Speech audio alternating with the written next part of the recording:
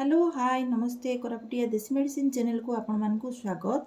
आज आसतु जानिबा दुब घास विषय रे। दुब घास द्वारा कौन बेनिफिट उठे पारे आपण माने आज आसतु कहबी आपण माने जानिबे।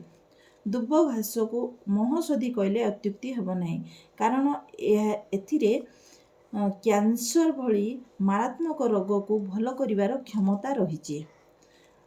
जदि आपण मानकु कैंसर रोगर प्रारंभिक स्टेज रे आपण माने पीड़ित होई अछंती, कैंसर होईची तार फर्स्ट स्टेज रे आपण माने पीड़ित अछंती, ताहाले कोन करिवे एई दुब घास को नेबे।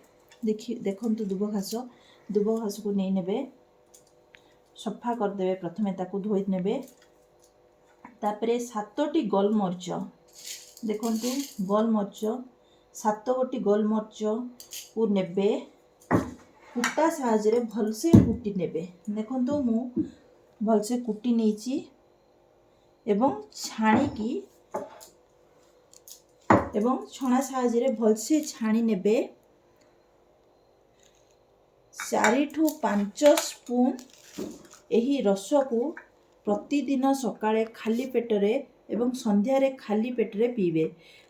1 रु 2 मास कला मध्यरे आपण को कैंसर भली मारात्मक रोगरू मुक्ति पाई परिबे। देखंतु सेकेंड रे कोन, आपण मानकु जदि डायबिटीज होईची ताहाले कोन करिवे, केवल दुब घास को धोई देबे। दुब घास को भलसे वॉश कर नेबे। तापरे कोन करिवे, गोटे कप पानी दे देबे। दे गैस टी ऑन करिवे एवं केवल दुब घास को फुटेइबे।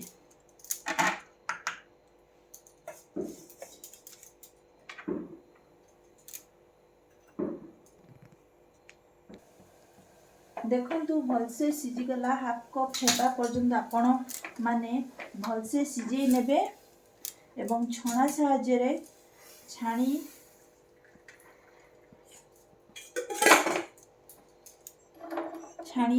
उषुम पीबे।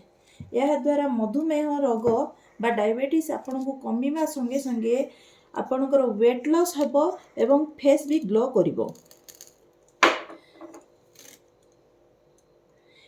स्त्री लोक मानकर पीरियड समय रे पेट जंत्रणा होई थाए। एई समय रे आपण माने कोन करिवे, दुब घास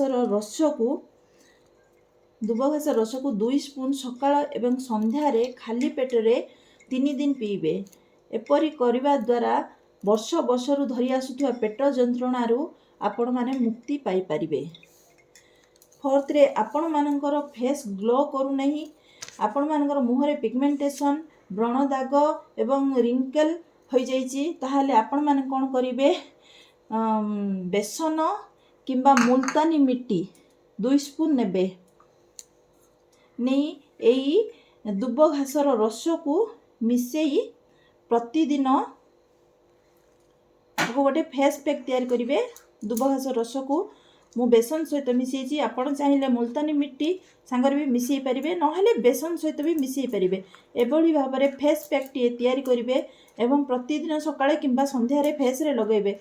याकू फ्रिज रे 4 टू 5 दिन स्टोर करी भी रखी पारिबे। ताहाले आपनकर फेस रु रिंकल, पिगमेंटेशन दूर हबो एवं फेस टी ग्लो करिवो। 5 रे आपण माने कोन करिवे, आपण खरा दिने आपण मानकर पिल्लार बा आपण मानक नाकरू रक्त पड़िले आपण माने कोन करिवे ना, दुब घासर रस टिकू काढी नेबे, नाकरे पकेई देबे 2 ड्रॉप। जेउ नाकरे रक्त बाहरुची सेई नाकरे 2 ड्रॉप पकेई नेबे। पकेइले आपण नाकरू रक्त बाहरिबाटा संगे संगे ठीक हेई जिवो। मो रेमेडी ट्राई करंतु फ्रेंड माने।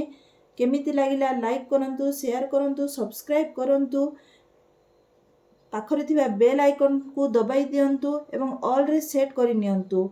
मो नोटिफिकेशन डी आपण मान पाखरे सर्वप्रथमे पहुंची जिवो।